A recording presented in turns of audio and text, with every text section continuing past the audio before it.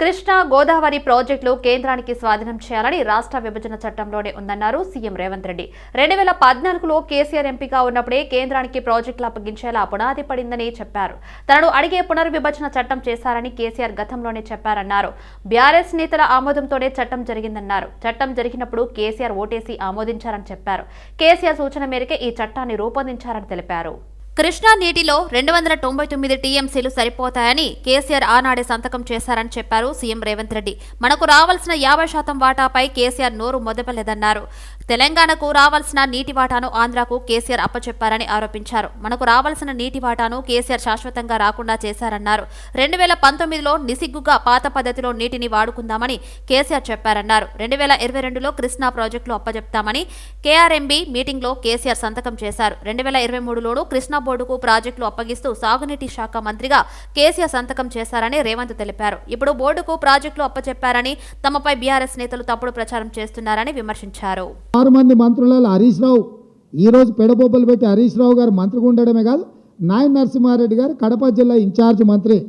11,000 క్యూసెక్కులతో ఉన్న పోతిరెడ్డిపాడు, యాక్చువల్గా పోతిరెడ్డిపాడు కానీ తెలుగు గంగ కానీ ఒకటి 15 టీఎంసీలు ఒక ప్రాజెక్టుకు, అదేవిధంగా చెన్నైకి నీళ్లు పంపించే తెలుగు గంగ ప్రాజెక్టుకు 17 టీఎంసీలు 19 టీఎంసీలు మొత్తం కలిపి కేవలము కృష్ణానది జలాల నుంచి శ్రీశైలం ప్రాంతం నుంచి వాడుకోవడానికి కేటాయించింది 34 టీఎంసీలే.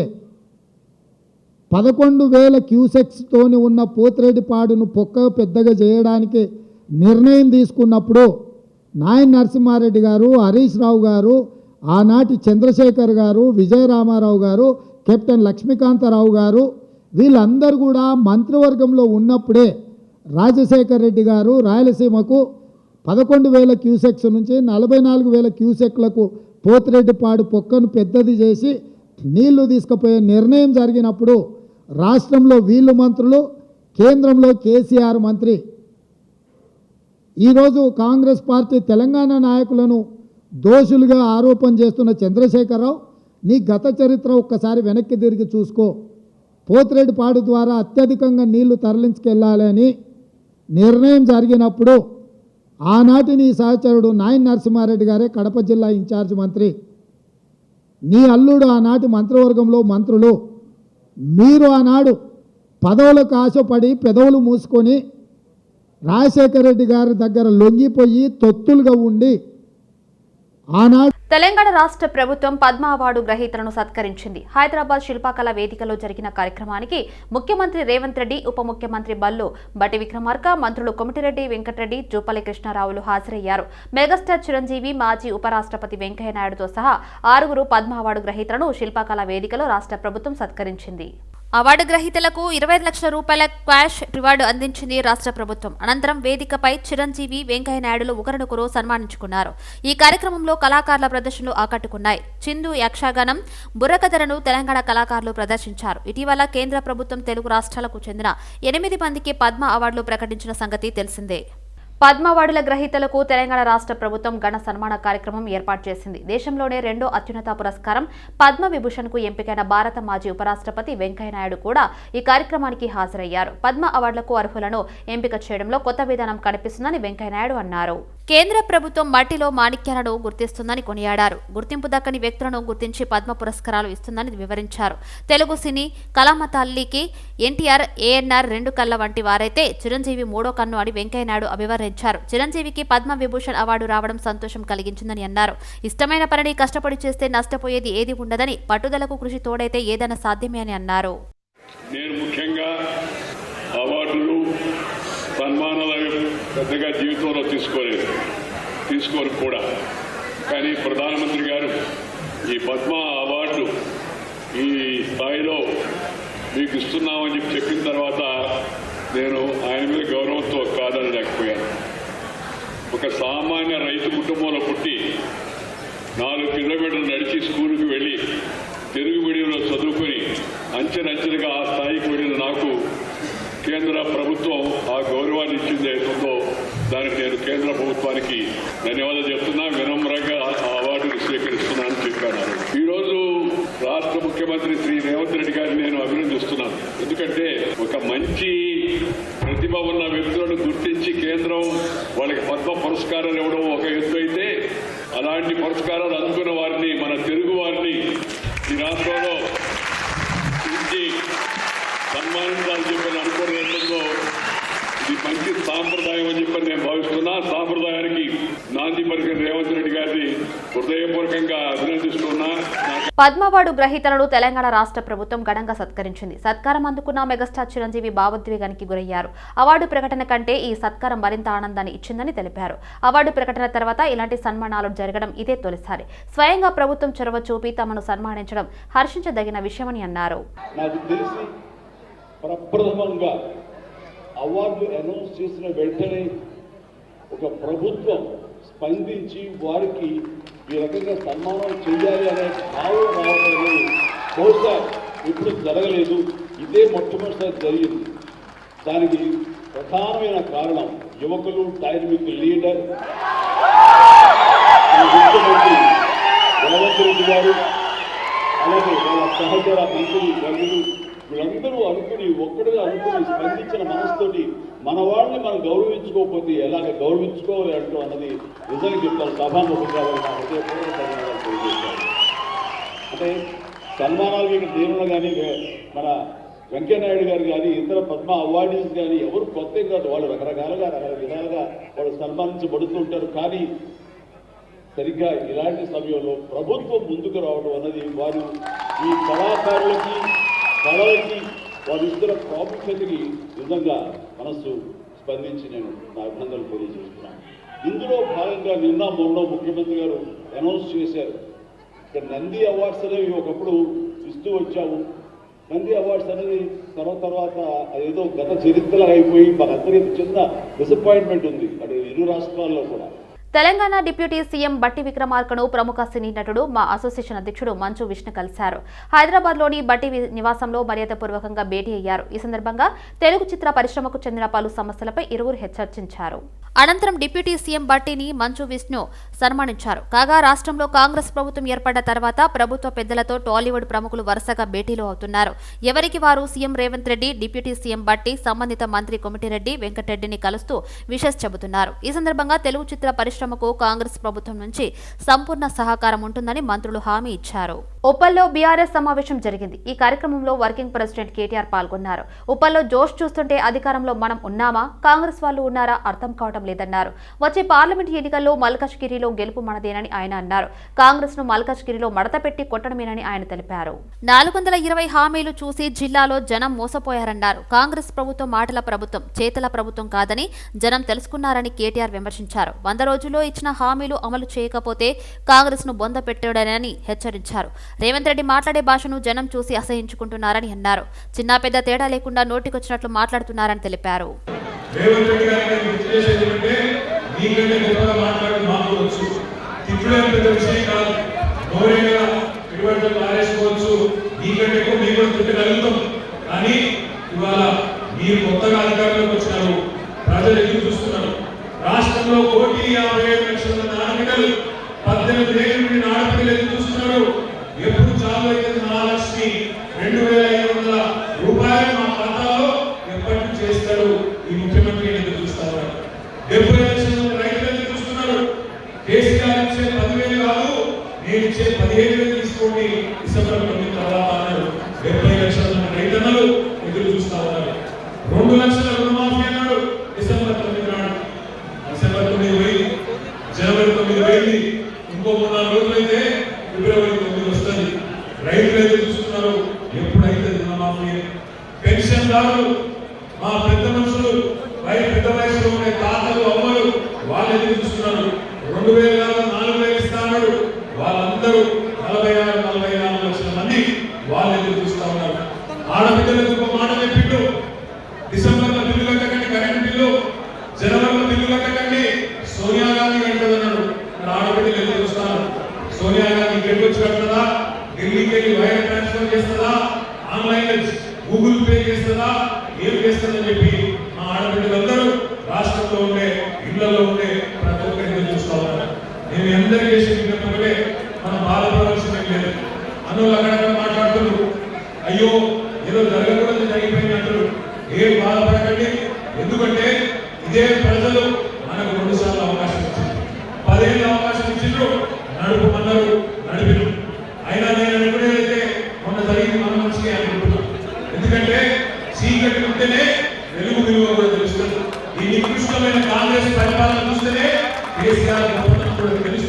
అబద్ధపు హామీలతో గద్దెనెక్కి అధికారంలోకి వచ్చిన కాంగ్రెస్ పార్టీ హామీలను విస్మరిస్తే చూస్తూ ఊరుకునేది లేదని, సర్కార్ మెడలు వంచైన హామీలను అమలు చేసేలా చూస్తామని మాజీ మంత్రి హరీష్ రావు అన్నారు. మెదక్ పార్లమెంటు బీఆర్ఎస్ పార్టీ సన్నాహక సమావేశంలో భాగంగా జీఎంఆర్ కన్వెన్షన్లో జరిగింది. పటంచెరు అసెంబ్లీ నియోజకవర్గ విస్తృత స్థాయి సమావేశానికి ఆయన ముఖ్య అతిథిగా హాజరయ్యారు. ఈ సందర్భంగా కాంగ్రెస్ పార్టీ పాలనపై మాజీ మంత్రి హరీష్ రావు ఫైర్ అయ్యారు. అబద్ధపు హామీలతో ప్రజలను తప్పుదోవ పట్టించి అధికారంలోకి వచ్చిన రేవంత్ సర్కార్ హామీల అమలు దారుణంగా విఫలమైందని ఆరోపించారు. ఎన్నికల సమయంలోనే హామీల అమలుకు సంబంధించిన తేదీలను ప్రకటించిన కాంగ్రెస్ పార్టీ అధికారంలోకి రాగానే హామీల అమలు తేదీలను పత్రికల్లో ప్రకటన రూపంలో ప్రకటించింది నిజం కాదా అని ప్రశ్నించారు. ఎన్నికల కోడ్ రాకముందే 4,000 పెన్షన్ స్టార్ట్ చేయి. నువ్వు ఇచ్చిన మాట ప్రకారంగా 2 లక్షల రుణమాఫీ చేయి.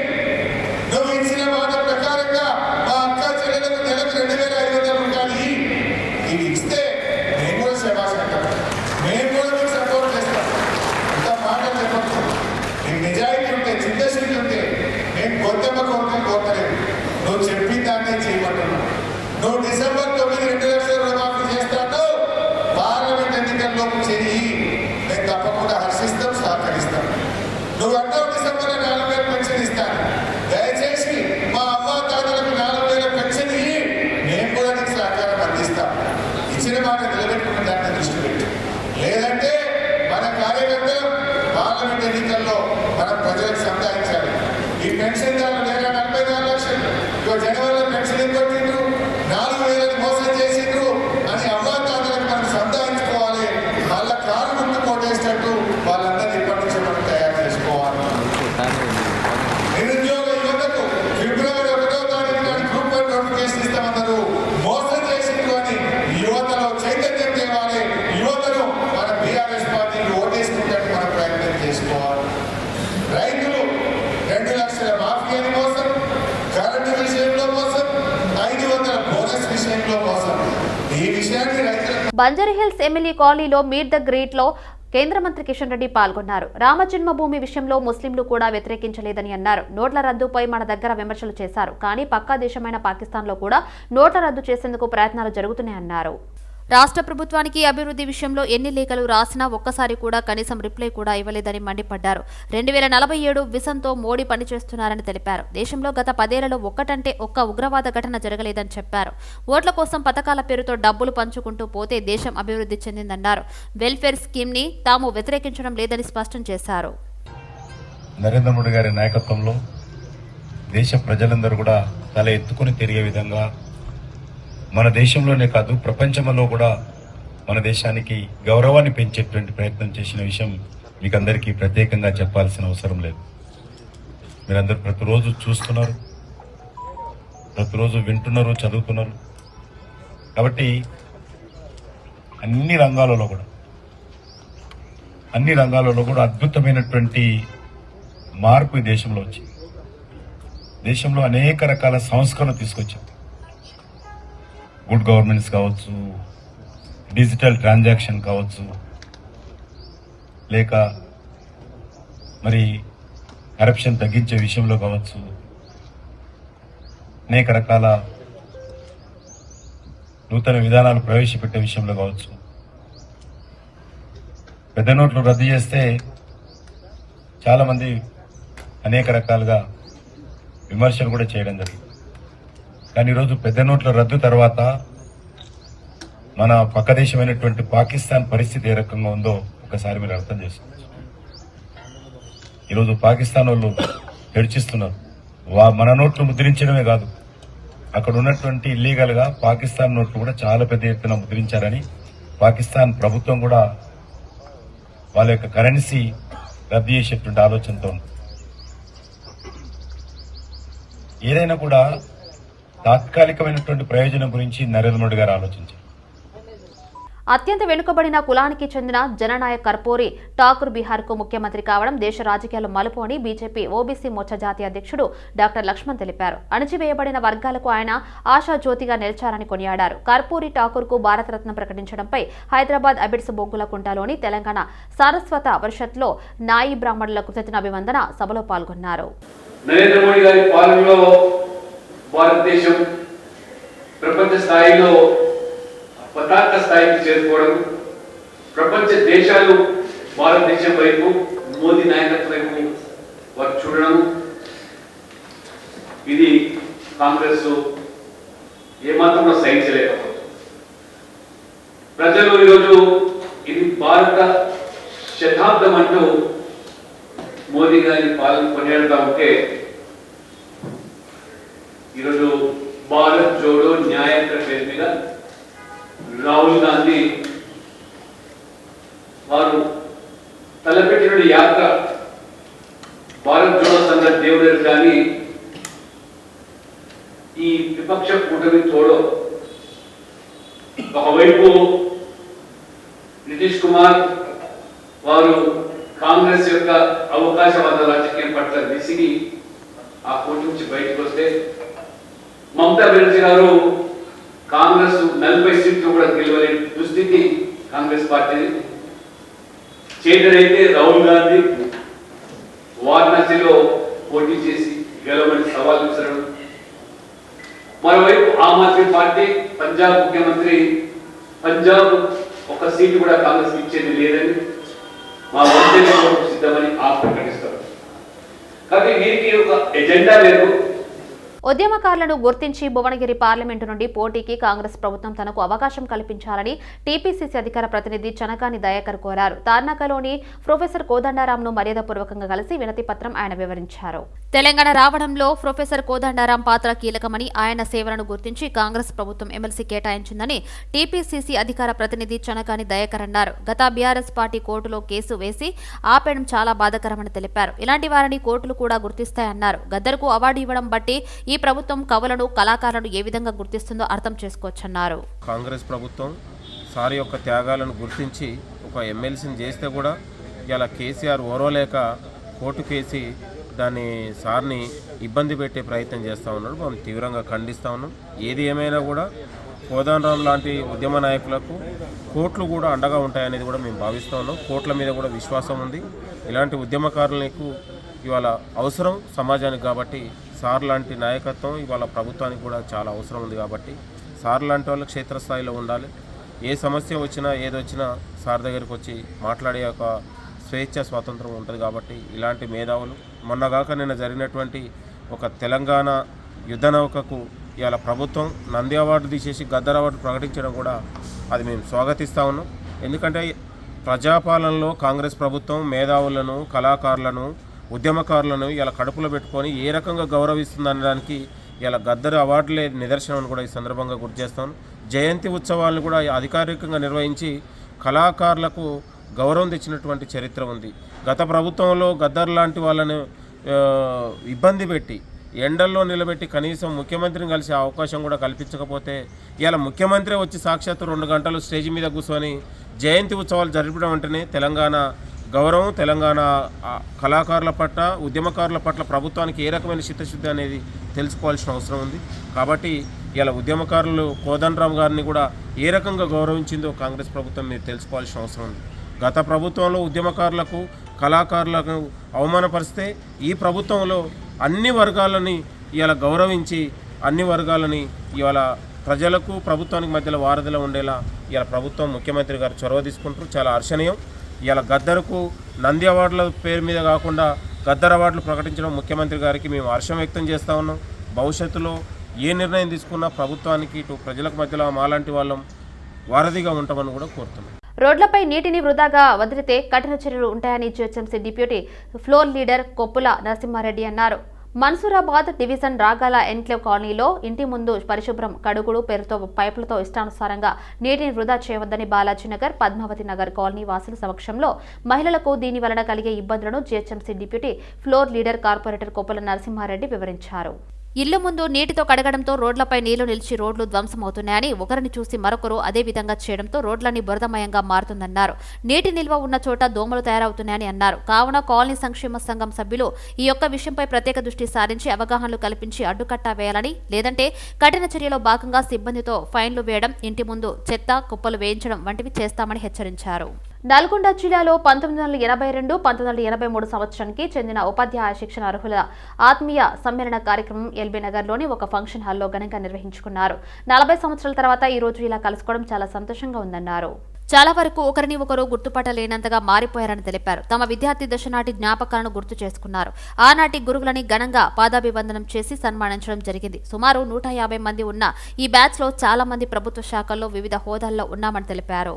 82-83 మాది TTC batch, teacher training institute Nalgonda. అందరం కూడా కో ట్రైనింగ్స్. మేము ఆఫ్టర్ 40 సంవత్సరాల తర్వాత కలవడము. నేను ఈ ఫీల్డ్లో టీచర్ జాబ్ వదిలేసి 94లో నేను బయటకు వచ్చాను. ఎక్సైజ్ డిపార్ట్మెంట్లో ఇప్పుడు మీ అందరికీ తెలుసు సర్వనార్ ఎక్సైజ్ సూపరింటెండెంట్గా చేస్తున్నాను.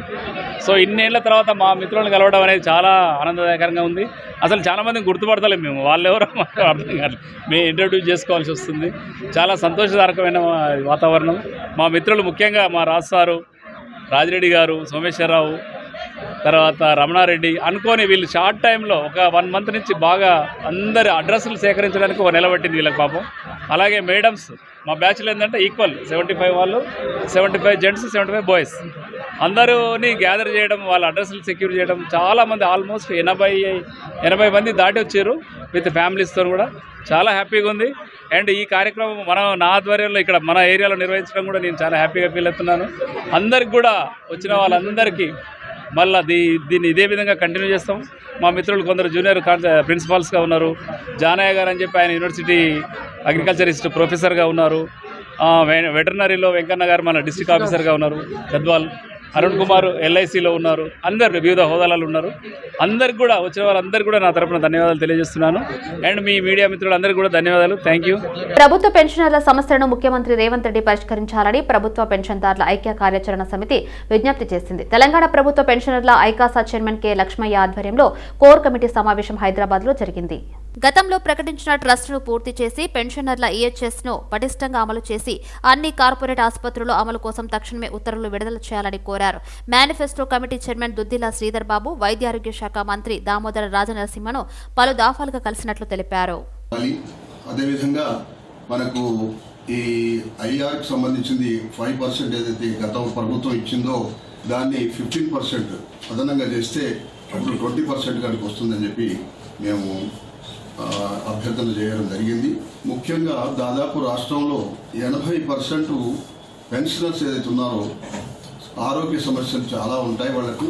దానికి వెంటనే క్యాష్లెస్ ట్రీట్మెంట్ గురించి ప్రయత్నం చేసి ఇస్తామని చెప్పేసి ఆ రోజు మేనిఫెస్టో కమిటీలో కూడా ఎంఎస్ఎం ఈడీ చట్టం 2006 అన్ని రాష్ట్రాల్లో అమలు చేయాలని భారతీయ దళిత పరిశ్రమల సమైక్య జాతీయ కౌన్సిల్ చైర్మన్ ఎర్రతోట రాజశేఖర్ కోరారు. ఎంఎస్ఎం ఈడీ చట్టం అప్పటి కేంద్రంలోని యూపీఏ ప్రభుత్వం దళిత ఆదివాసీ పారిశ్రామికుల ప్రోత్సాహం కోసం వారికి రాయితీలు సడలింపులు కల్పిస్తూ ప్రత్యేక చట్టాన్ని తీసుకొచ్చిందని, క్షేత్రస్థాయిలో ఆ చట్టం అన్ని రాష్ట్రాల్లో అమలు కానందువల్ల ఆ చట్టం నీరుగారిపోయిందని రాజశేఖర్ ఆవేదన వ్యక్తం చేశారు.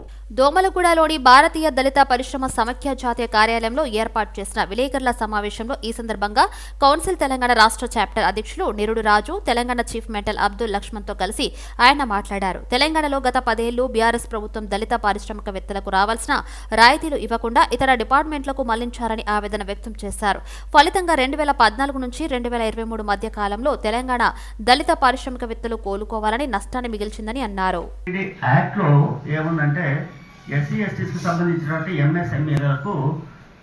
అనేకమైనటువంటి కన్సెషన్స్, రిలాక్సేషన్స్ ఎక్స్టెండ్ చేయాలి. ఈ ఎంఎస్ఎంఈస్ని ప్రమోట్ చేయడం ద్వారా ఈ అన్ఎంప్లాయ్మెంట్ని వీలైనంత వరకు తగ్గించే ప్రయత్నం చేయాలన్నది గవర్నమెంట్ యొక్క అభిప్రాయంగా కనిపిస్తూ ఉంది. 2006లో ఈ ఎంఎస్ఎంఈడి యాక్ట్ తీసుకొచ్చిన తర్వాత 2012లో government of India public procurement policy 2012 అన్నటువంటి పాలసీని తీసుకొచ్చింది. ఈ పాలసీ ద్వారా ఎస్ఓపి స్టాండర్డ్ ఆపరేటింగ్ ప్రొసీజర్స్ అన్నది గవర్నమెంట్ ఆఫ్ ఇండియా క్లియర్ కట్గా దాంట్లో సవివరంగా పొందుపరచడం జరిగింది. ఈ పబ్లిక్ ప్రొక్యూర్మెంట్ పాలసీలో ఉన్నటువంటి ప్రావిజన్స్ 2015 నుంచి ఖచ్చితంగా అమలు చేయాలని చెప్పి అటు ఎంఎస్ఎంఈడి యాక్ట్లోను ఇప్పుడు ఈ పబ్లిక్ ప్రొక్యూర్మెంట్ పాలసీ 2012లోను గవర్నమెంట్ క్లియర్ కట్గా తెలియజెప్పినప్పటి నుంచి కూడా చాలా స్టేట్స్లోనూ సెంట్రల్ గవర్నమెంట్లోనూ ఆశించిన మేరకు ఈ పబ్లిక్ ప్రొక్యూర్మెంట్ పాలసీని ఇంప్లిమెంట్ చేయడం లేదు.